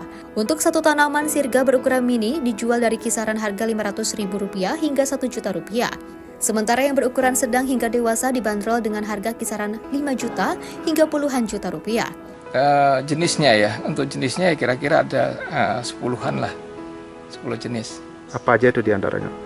Yang silangkan kuping gajah dengan Anthurium sirih, kemudian persilangan Anthurium sirih dengan kuping gajah ini namanya sirga disilangkan lagi dengan hokeri. Kemudian silangan antara dorayaki dengan hokeri, silangan antara Garuda dengan gelombang cinta variegata, jadi macam-macam. Boomingnya tanaman hias jenis sirga lantaran perawatannya yang mudah serta daunnya yang cepat besar. Saat ini Immanuel Franz Supriyanto masih terus bereksperimen dengan mencoba menyilangkan tanaman sirga dengan Anthurium hokeri, sehingga kembali menghasilkan tanaman hias jenis baru. Selain itu juga dicoba persilangan jenis tanaman lainnya seperti Anthurium polydactylum disilangkan dengan Anthurium hokeri serta menyilangkan philodendron dengan tanaman lain. Meski telah berhasil menciptakan tanaman hias spesies baru seperti sirga, Immanuel Franz Supriyanto mengaku belum berniat mengajukan hak paten dari temuannya. Karakter daunnya sangat bagus, sebentuk opal yang mengikuti silangan Anthurium sirih sama kuping gajah magnificum. Ini apa sih keistimewaannya nih, Pak? Keistimewaannya ini karena tanaman langka sekali. Ini hasil dari silangan. Artinya masih jarang ditemui gitu, Pak ya? Masih jarang. Sudah banyak Bapak ini, Pak, mengoleksi seperti ini, Pak? Ini untuk silangan baru satu ini aja. Artinya nih di tempat lain belum bisa ditemui, Pak ya? Belum ditemui di tempat lain. Keberadaan tanaman hias selain mempercantik halaman juga bisa memberikan ketenangan, kesejukan, dan kesegaran seisi rumah. Selain itu, keberadaan tanaman hias juga dapat mendamaikan hati dan pikiran serta menurunkan mood swing para kolektornya. Dari Bali, Bagus Raditya, Simpo TV melaporkan.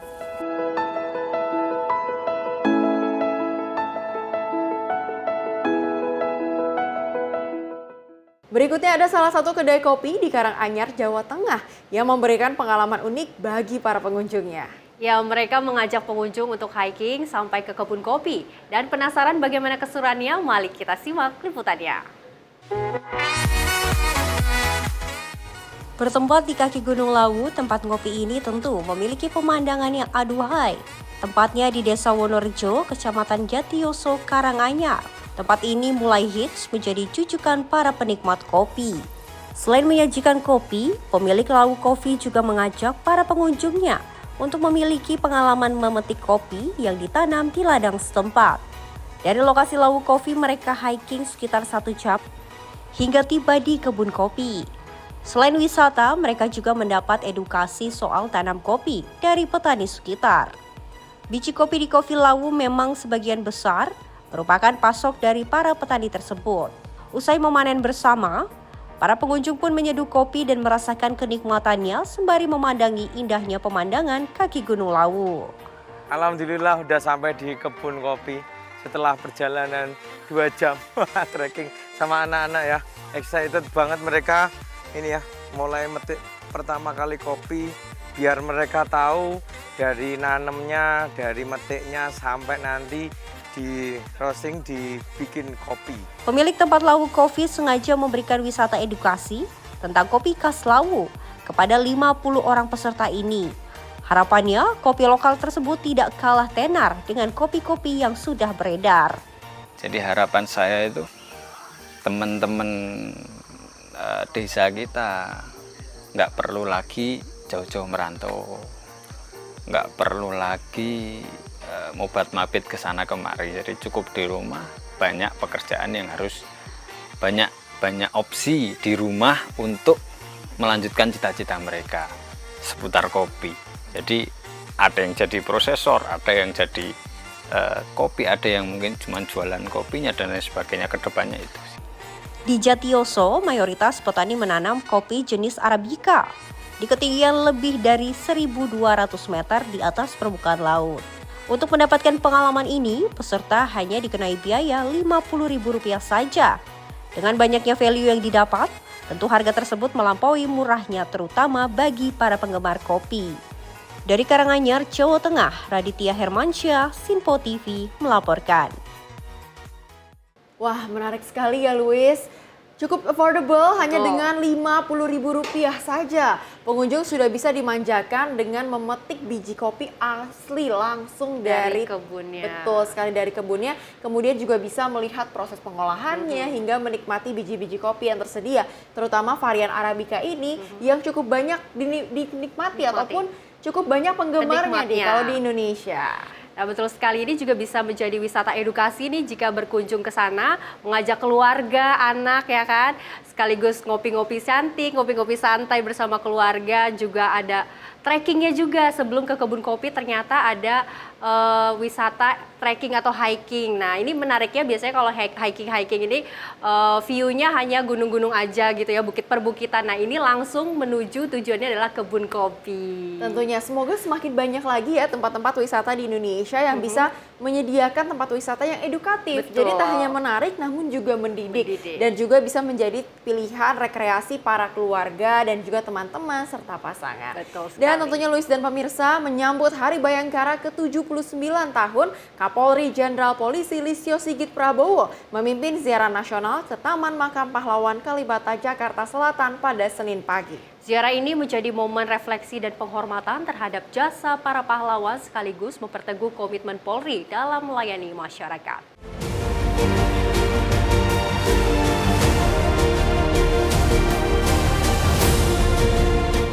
Kapolri Jenderal Polisi Listio Sigit Prabowo memimpin langsung ziarah nasional ke Taman Makam Pahlawan Nasional Utama Kalibata, Jakarta Selatan. Kapolri didampingi para pejabat utama Mabes Polri, serta Ketua Umum Bayangkari Juliati Sigit Prabowo. Rangkaian ziarah dimulai dengan upacara penghormatan kepada arwah para pahlawan, dilanjutkan dengan prosesi tabur bunga di pusara tokoh-tokoh bangsa yang telah gugur. Dalam keterangannya, Kadif Humas Polri Irjen Pol Sandi Nugroho mengatakan, ziarah ini bukan hanya sekedar tradisi, melainkan menjadi momen refleksi untuk meneladani semangat pengabdian para pahlawan. Peringatan Hari Bayangkara ke-79 tahun mengusung tema Polri untuk masyarakat, yang menegaskan komitmen Polri untuk terus memberikan pelayanan terbaik. Sebelumnya, Polri juga telah melaksanakan upacara pemuliaan nilai-nilai Tribrata yang dimaknai sebagai peneguhan kembali terhadap jati diri Polri sebagai pelindung, pengayom, dan pelayan masyarakat. Dari Jakarta, tim Sinpo TV melaporkan.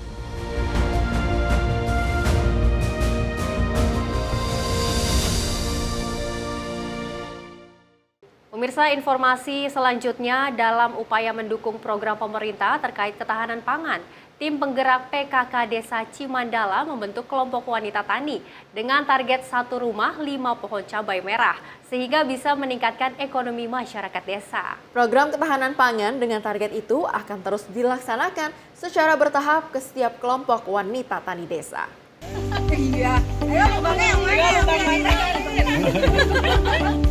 Tim penggerak PKK Desa Cimandala membentuk kelompok wanita tani di Kampung Madalasari RW 3, Desa Cimandala, Kecamatan Sukaraja, Kabupaten Bogor, Jawa Barat.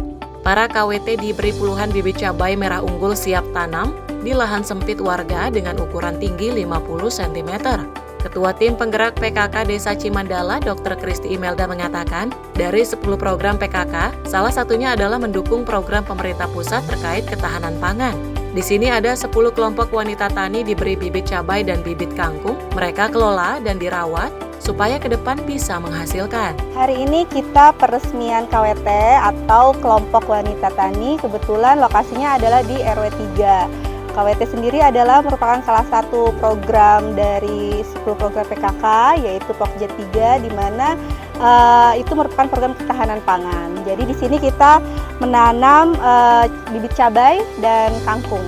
Mudah-mudahan apa yang sudah Pak Desa ini Pak Kades berikan mudah-mudahan bermanfaat, berkah buat kita semua khususnya dan juga untuk warga sekitar. Program ketahanan pangan dengan target 1 rumah 5 pohon cabai akan terus dijalankan secara bertahap ke setiap kelompok wanita tani di Desa Cimandala, sehingga ke depan bisa bersuasembada pangan dan meningkatkan ekonomi masyarakat Desa Cimandala. Dari Bogor, kontributor Sinpo TV melaporkan. Masih dari agenda Kabinet Merah Putih, Wakil Menteri Sosial Agus Jabo mengatakan bahwa kepala sekolah rakyat harus memiliki empati dan kesiapan penuh dalam menghadapi berbagai dinamika siswa. Ia juga menegaskan soal sekolah rakyat berjalan 24 jam sehingga membutuhkan kepala sekolah yang tidak hanya administratif tetapi juga memiliki sikap humanis dan peduli. Wakil Menteri Sosial Agus Jabo menyampaikan bahwa sekolah rakyat dibangun untuk melayani anak-anak dari keluarga kurang mampu dan sering membawa berbagai persoalan sosial ke lingkungan sekolah. Agus menekankan pentingnya peran kepala sekolah yang tidak hanya mengelola secara administratif, tetapi juga hadir secara emosional, jadi pendengar, pembimbing, dan pengayom. Dirinya juga menyebutkan sistem sekolah rakyat beroperasi selama 24 jam, dengan pendampingan lengkap termasuk wali asuh sehingga dibutuhkan kepemimpinan yang penuh empati dan juga dedikasi. Jadi kan begini, ini kan sekolah rakyat ini kan sasarannya memang untuk saudara-saudara kita yang kurang. Ya kan sistemnya poli. Jadi di sana kan nanti ada pembagian pendidikan.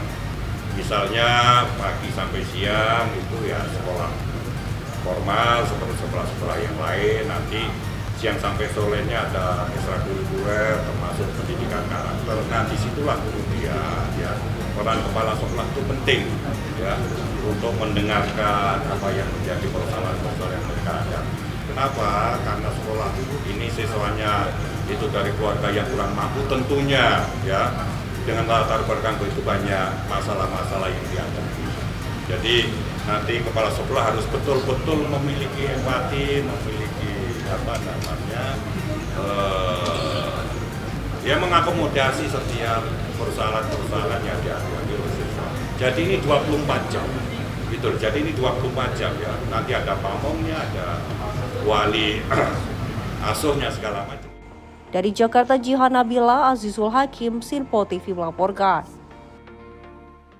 Luis dan juga pemirsa, tentunya sekolah rakyat ini menjadi sebuah sekolah yang cukup menarik ya. Betul. Mengingat ini merupakan salah satu program baru di era pemerintahan Presiden Prabowo Subianto yang dimana sangat ingin mengencarkan Indonesia Emas 2045 sehingga karena pendidikan adalah salah satu fondasi dasarnya maka beliau benar-benar fokus membuat sekolah baru yaitu sekolah rakyat agar anak Indonesia dimanapun mereka berada dari Sabang sampai Merauke, dari Aceh sampai Papua, semuanya bisa merasakan mengenyam pendidikan. Tak hanya untuk pendidikan formal, namun juga sekolah formal ataupun sekolah rakyat ini fokus juga pada kegiatan-kegiatan ataupun hal-hal di luar sekolah formal, yaitu kegiatan di setelah mendapatkan pendidikan formal. Betul sekali. Dan tadi juga informasinya mengenai dari Wakil Menteri Sosial begitu mengingatkan bahwa kepala sekolah yang nantinya akan dilantik atau dipilih memimpin sekolah rakyat ini menekankan bahwa jangan hanya terkait tegas administratif aja, karena memang kita mengingat bahwa ini merupakan sekolah untuk rakyat kurang mampu begitu ya, di mana SDM-nya juga dari warga-warga pedalaman, terpencil, daerah terluar dan tertinggal itu 3T begitu. Betul. Ya Cila ya, sehingga diminta untuk kepala-kepala sekolah, baik itu tidak cuma kepala sekolah tapi guru-gurunya juga agar lebih humanis, lebih merangkul untuk anak-anak yang bersekolah di sana. Tentunya empati menjadi salah satu kunci dalam sekolah rakyat ini, mengingat ini adalah sebuah pondasi kembali lagi hak-hak para anak-anak di seluruh Indonesia. Betul. Sesuai dengan arahan dari pemerintah Presiden Prabowo Subianto. Dan tentunya pemirsa, setelah ini kami akan menyajikan berita dari luar negeri, khususnya mengenai Amerika Serikat yang resmi bantu Israel hadapin Iran. Untuk informasi lebih lengkapnya tetaplah bersama kami di Menyapa Indonesia Pagi.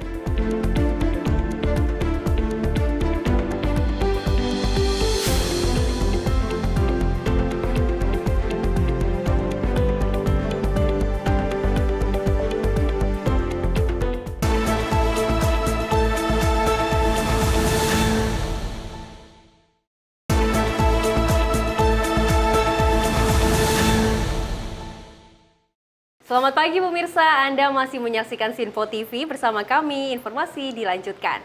Presiden Amerika Serikat Donald Trump secara terbuka mengumumkan telah meluncurkan serangan ke sejumlah fasilitas krusial di Iran. Perdana Menteri Israel Benjamin Netanyahu turut memuji serangan tersebut sekaligus menjadi pertanda aliansi terhadap konflik dengan Iran.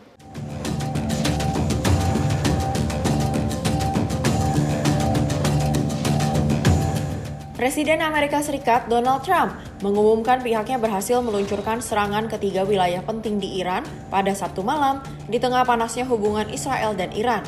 Ketiga wilayah tersebut berada di Fordo, Natanz, dan Esfahan. Wilayah tersebut diklaim Trump sebagai wilayah dengan fasilitas nuklir paling krusial milik Iran. Trump mengklaim keberhasilan serangan tersebut guna menghentikan ancaman nuklir yang saat ini tengah digodok pemerintah Iran sehingga menjadi ancaman serius bagi seluruh dunia. Serangan ini menjadi tanda dukungan Amerika Serikat bagi Israel, sekaligus menandai aliansi secara terbuka guna menghadapi Iran dan potensi lawan aliansinya. A short time ago, the U.S. military carried out massive precision strikes on the 3 key nuclear facilities in the Iranian regime, Fordo, Natanz, and Esfahan.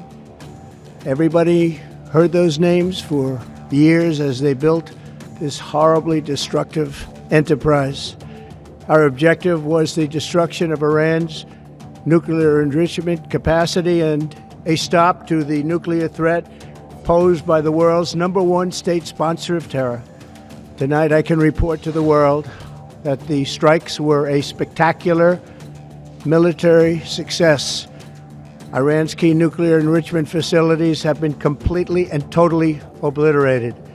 Merespon hal yang sama, Perdana Menteri Israel Benjamin Netanyahu memuji langkah Amerika Serikat atas serangan yang diluncurkan, serta menegaskan dapat menjadi babak baru ke depannya.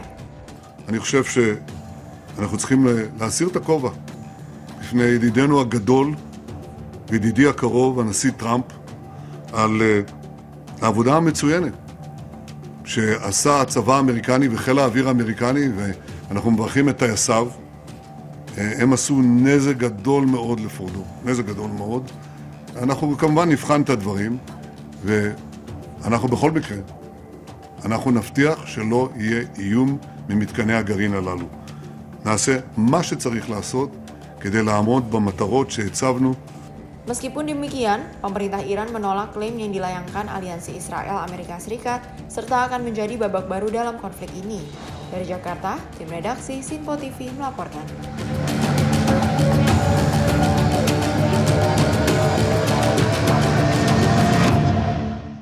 Berikutnya, pemerintah berhasil melakukan evakuasi tahap pertama bagi puluhan warga negara Indonesia yang berada di kawasan konflik Iran-Israel ke wilayah yang lebih aman. Kementerian Luar Negeri memastikan akan terus memantau sejumlah WNI yang masih terjebak di antara kedua negara tersebut. Menteri Luar Negeri Indonesia Sugiono menyampaikan sebanyak 97 warga negara Indonesia berhasil dievakuasi dengan rincian 93 warga negara Indonesia, 3 staf kedutaan besar, hingga 1 warga negara asing yang merupakan pasangan dari salah satu WNI di Iran. Sugiono mengatakan 97 WNI tersebut saat ini telah melewati perbatasan Iran-Azerbaijan, di mana tengah beristirahat di kota Baku. Dirinya menerangkan proses evakuasi berjalan lancar dan aman dengan menempuh perjalanan melewati perbatasan sekitar 16 jam. Adapun di waktu yang bersamaan, pemerintah juga turut mengevakuasi 4 warga negara Indonesia yang berada di Israel melalui jalur Yordania dengan kondisi aman dan baik. Pemerintah akan terus berkomunikasi dengan WNI yang masih berada di wilayah konflik Iran dan Israel, serta terus memantau seluruh proses evakuasi yang dilakukan. Per hari ini 97 orang warga negara Indonesia yang terdiri dari 93 WNI, kemudian 3 staf kedutaan dan 1 warga negara asing, warga negara Iran yang merupakan pasangan dari WNI, itu sudah alhamdulillah melewati perbatasan Iran, Azerbaijan, dan sekarang sedang beristirahat di Baku. Perjalanan yang mereka tempuh sekitar 16 jam dan alhamdulillah berjalan cukup aman dan cukup lancar. Kemudian dalam waktu yang bersamaan juga kita telah berhasil mengevakuasi 4 orang WNI melalui Jordan. Jadi kondisi semuanya dalam keadaan baik, sementara kita juga masih terus melakukan komunikasi dengan warga negara kita yang lain, dan saya akan memonitor terus proses evakuasi ini. Alhamdulillah sampai sejauh ini tahap pertama yang kita lakukan berjalan dengan baik. Dari Jakarta, tim redaksi Sinpo TV melaporkan. Sementara itu, Wakil Ketua Komisi 1 DPR Dev Laksono menyoroti kejadian konflik Iran-Israel yang kian memanas sehingga dapat menimbulkan Perang Dunia Ketiga. Dev mengatakan, dengan perang tersebut, negara Indonesia harus mampu memaksimalkan mengevakuasi warga negara Indonesia jika berada di wilayah konflik Timur Tengah.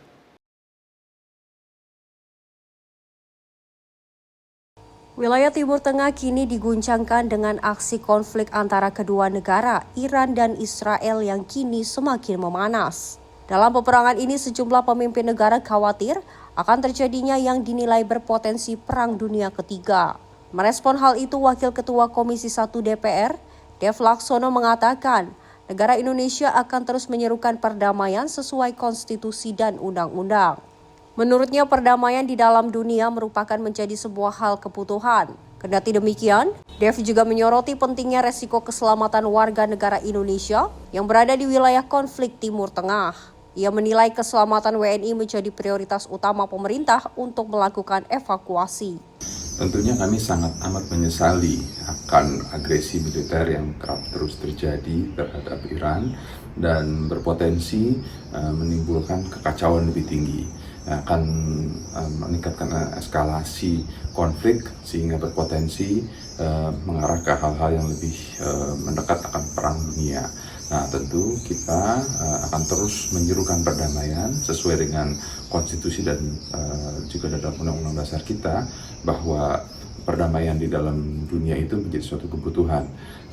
Di tengah ketidakpastian akibat berbagai macam hal yang bisa berdampak terhadap ekonomi global, Indonesia dengan memiliki hubungan yang baik, apalagi dengan kunjungan Pak Prabowo, Presiden kita ke Singapura dan juga ke Rusia, ini menunjukkan kita memiliki hubungan yang erat dengan negara-negara kekuatan utama di dunia. Maka itu kita harus bisa mengambil peran, menyuarakan perdamaian di berbagai macam forum, terus berupaya untuk menarik para pemimpin-pemimpin dunia untuk bisa berunding untuk mencapai satu kesepakatan agar perdamaian itu bisa benar-benar terjadi. Dan untuk sekarang ini Yang paling utama dilakukan adalah mengevakuasi seluruh WNI kita dari wilayah-wilayah member potensi dan juga terus memonitor semua WNI kita di wilayah-wilayah sekitar, siapa-siapa saja, dan bila mana perlu melakukan evakuasi secara maksimal, itu harus segera dilaksanakan. Dari Jakarta, Fahrizal, Simpo TV melaporkan. Pemirsa, Ketua Badan Kerjasama Antar Parlemen Mardani Alisera menyesali atas sikap Amerika Serikat yang menyerang 3 fasilitas nuklir milik Iran. Dirinya menyebut tindakan Amerika Serikat bukan menjadi solusi perdamaian, melainkan memperkeruh keadaan.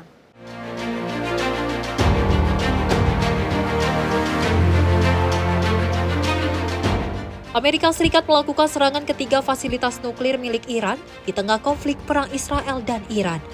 Karena intervensi Amerika Serikat, negara Iran lantas menutup Selat Hormuz sebagai balasan. Merespon hal itu pun Ketua Badan Kerjasama Antar Parlemen Mardani Alisera mengatakan, tindakan Amerika Serikat tersebut bukan menjadi sebuah solusi, melainkan memperkeruh keadaan. Menurutnya yang dibutuhkan seluruh dunia saat ini ialah diplomasi dan perdamaian.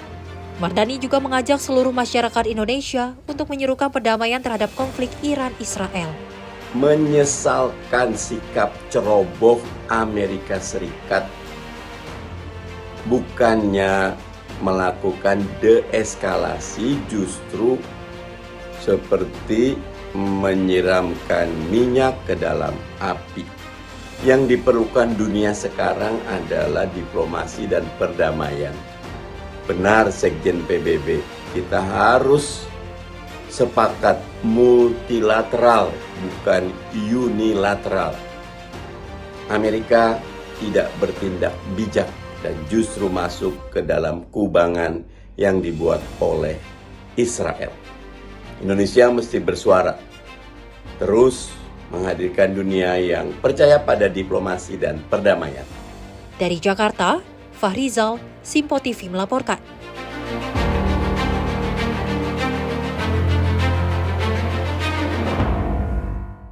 Dan tentunya Luis dan juga pemirsa, tentunya kami masih memiliki informasi menarik lainnya. Tetaplah bersama kami di Menyapa Indonesia Pagi.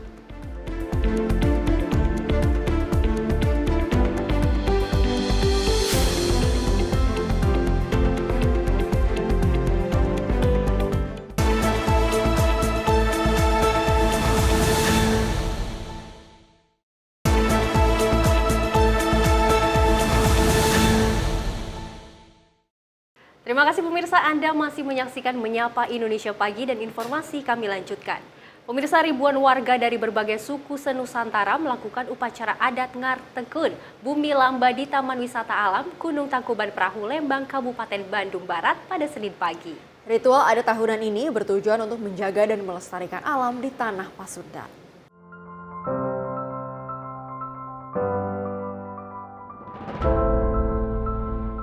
Ribuan warga tumpah ruah di Taman Wisata Alam Gunung Tangkuban Perahu, Lembang, Kabupaten Bandung Barat, Senin pagi.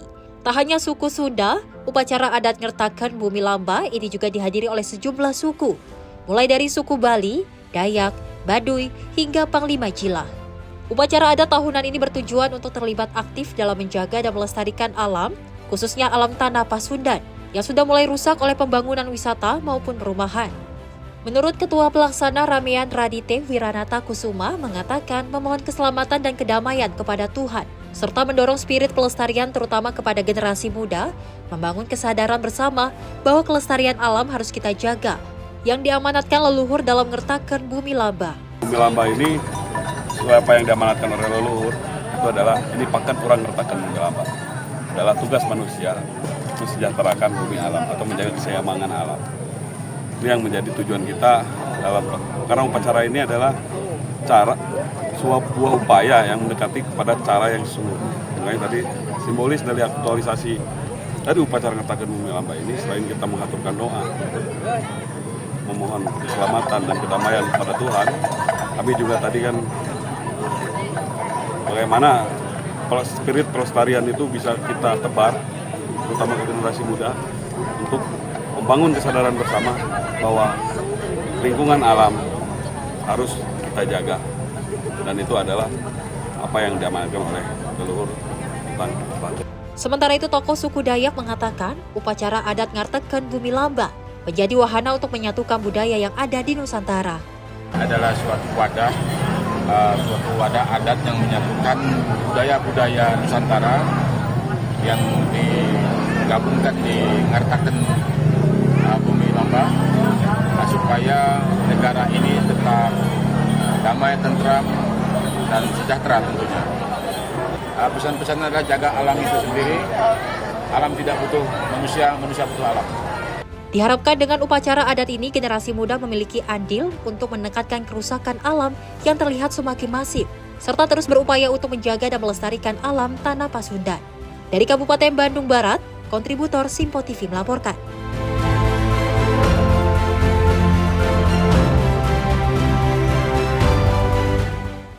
Pemirsa, mengkoleksi tanaman hias berbandrol selangit mungkin sudah biasa, namun apa jadinya bila kolektor tanaman hias bukan hanya mengkoleksi tanaman langka, tetapi juga berdalih menjadi petani yang berhasil menciptakan sejumlah tanaman hias spesies baru. Salah satunya yang sedang booming di kalangan kolektor tanaman hias adalah tanaman hias sirga, singkatan dari Anthurium sirih dan kuping gajah, atau yang memiliki nama latin Anthurium crystallinum.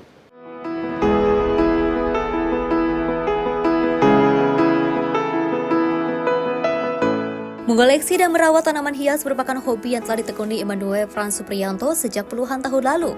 Immanuel Frans awalnya mengoleksi tanaman hias agar sirkulasi udara di rumahnya lebih sehat. Tidak tanggung-tanggung, harga tanaman hias yang dikoleksinya mulai dari jutaan hingga puluhan juta rupiah di pasaran. Namun sejak 2 tahun terakhir, pria parubaya ini bukan saja mengoleksi puluhan tanaman hias dengan bentuk unik dan langka, tapi juga beralih profesi menjadi petani dengan bereksperimen membudidayakan tanaman hias jenis baru melalui persilangan sejumlah jenis tanaman di greenhouse miliknya di kawasan Dalung, Kuta Utara, Badung, Bali. Proses persilangan dipelajari secara otodidak dilakukan dengan menyatukan serbuk sari dan lendir tanaman. Hanya saja tingkat keberhasilannya yang rendah membuat tidak semua persilangan bisa berhasil. Dari satu tangkai yang disilangkan akan menghasilkan 10 tanaman baru, hanya saja dari 10 tanaman tersebut tidak semuanya bisa berkembang. Dari persilangan itulah berhasil didapatkan sejumlah jenis tanaman hias baru yang salah satunya dinamakan sirga, singkatan dari Anthurium sirih dan kuping gajah, atau yang memiliki nama latin Anthurium crystallinum. Tanaman hias sirga memiliki bentuk unik, yaitu tampilan daun batang dan pohonnya yang jauh lebih besar dan berkarakter yang kuat. Ukuran daun sirga yang berwarna hijau tua bahkan bisa mencapai panjang 75 cm dengan lebar sekitar 40 cm. Dari ratusan tanaman sirga yang telah dibudidayakan, puluhan tanaman bahkan telah laku terjual ke berbagai kolektor tanaman hias di Bali maupun berbagai kota di Pulau Jawa. Untuk satu tanaman sirga berukuran mini dijual dari kisaran harga Rp500.000 hingga Rp1.000.000. Sementara yang berukuran sedang hingga dewasa dibanderol dengan harga kisaran 5 juta hingga puluhan juta rupiah. Jenisnya ya, untuk jenisnya ya kira-kira ada 10-an lah, 10 jenis. Apa aja itu diantaranya? Yang silangkan kuping gajah dengan Anthurium sirih, kemudian persilangan Anthurium sirih dengan kuping gajah ini namanya sirga disilangkan lagi dengan hokeri. Kemudian silangan antara dorayaki dengan hokeri, silangan antara Garuda dengan gelombang cinta variegata, jadi macam-macam. Boomingnya tanaman hias jenis sirga lantaran perawatannya yang mudah serta daunnya yang cepat besar. Saat ini Immanuel Frans Supriyanto masih terus bereksperimen dengan mencoba menyilangkan tanaman sirga dengan Anthurium hokeri, sehingga kembali menghasilkan tanaman hias jenis baru. Selain itu juga dicoba persilangan jenis tanaman lainnya seperti Anthurium polydactylum disilangkan dengan Anthurium hokeri serta menyilangkan Philodendron dengan tanaman lain. Meski telah berhasil menciptakan tanaman hias spesies baru seperti sirga, Immanuel Frans Supriyanto mengaku belum berniat mengajukan hak paten dari temuannya. Karakter daunnya sangat bagus, sebentuk opal yang mengikuti silangan Anthurium sirih sama kuping gajah magnificum. Ini apa sih keistimewaannya nih Pak? Keistimewaannya ini karena tanaman langka sekali. Ini hasil dari silangan. Artinya masih jarang ditemui gitu Pak ya? Masih jarang. Sudah banyak Bapak ini Pak mengoleksi seperti ini Pak? Ini untuk silangan baru satu ini aja. Artinya nih di tempat lain belum bisa ditemui Pak ya? Belum ditemui di tempat lain. Keberadaan tanaman hias selain mempercantik halaman juga bisa memberikan ketenangan, kesejukan, dan kesegaran seisi rumah. Selain itu, keberadaan tanaman hias juga dapat mendamaikan hati dan pikiran serta menurunkan mood swing para kolektornya. Dari Bali, Bagus Raditya, Simpo TV melaporkan.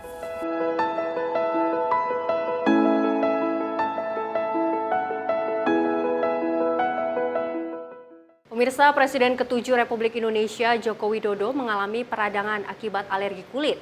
Diduga setelah pulang dari Vatikan beberapa waktu lalu. Meskipun di wajah Jokowi nampak bercak dan berubah warna, ajudan menegaskan kondisi mantan wali kota Solo tersebut secara umum tidak mengalami gangguan kesehatan serius.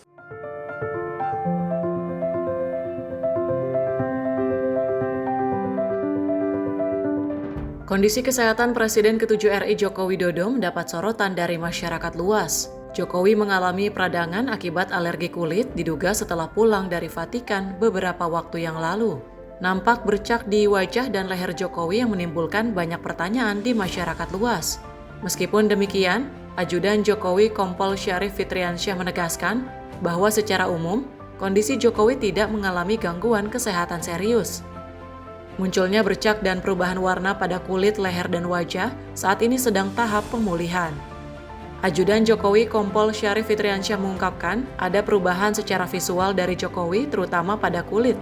Namun secara fisik, Syarif menegaskan tidak ada masalah. Kompol Syarif menjelaskan bahwa Jokowi tidak memiliki penyakit lain selain alergi.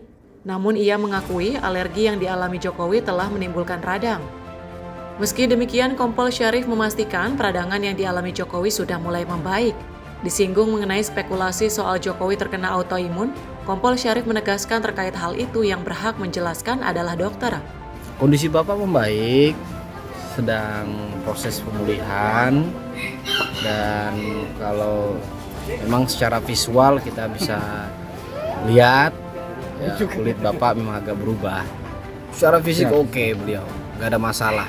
Beliau sangat-sangat sehat walafiat. Secara medis ya, disampaikan dokter ke kami juga alerginya beliau itu menyebabkan adanya peradangan.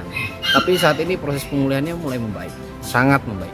Kemarin kebetulan adik-adik Bapak, ya adik-adik Ibu datang, keluarga datang ke kediaman Pak Joko Widodo. Nah, kalau rekan-rekan lihat kemarin itu yang di depan ada tumpengan, ada nasi, makanan, dan lain sebagainya. Itu dari warga itu yang menyiapkan. Jadi dari warga yang menyiapkan untuk masyarakat yang datang kebetulan ke kediamannya Pak Joko Widodo. Perubahan cukup mencolok dari penampilan Jokowi diketahui publik pada Sabtu 21 Juni 2025. Saat itu Jokowi keluar rumah untuk menyapa masyarakat yang datang di kediaman untuk memberikan ucapan selamat ulang tahun. Masyarakat menyampaikan ucapan selamat ulang tahun dan mendoakan Jokowi. Dari Solo, Jawa Tengah, Raditya Hermansyah, Simpo TV melaporkan.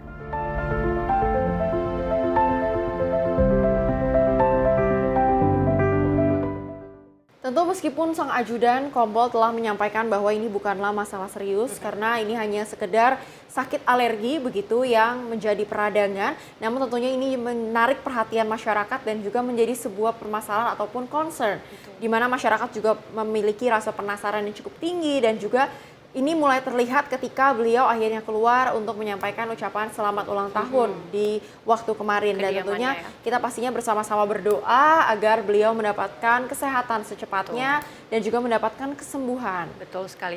Cila, dan memang ini kita menarik perhatian juga di saat kemarin, di saat hari ulang tahunnya Presiden ke-7 Joko Widodo ini, seperti biasa melakukan pertemuan, menyapa warga, menerima kunjungan. Ini juga mungkin bisa menjadi salah satu faktor kesehatan Jokowi yang mungkin lagi kondisinya menurun, untuk bertemu dengan banyak orang, beragam aktivitas juga ia lakukan, dan tentunya kita sebagai masyarakat Indonesia berharap dan mendoakan agar mantan Presiden Republik Indonesia ini Joko Widodo agar segera pulih dan lekas sembuh dari kesehatannya. Melihat kita juga ketahui bersama ya Luis dan juga pemirsa, jarang sekali sepertinya dia sakit begitu ketika masih bertugas menjadi presiden maupun wali kota Solo. Jadi ini sebuah hal yang sangat langka bisa dikatakan seperti itu, betul sekali mengejutkan dan menjadi pertanyaan tentunya bagi masyarakat.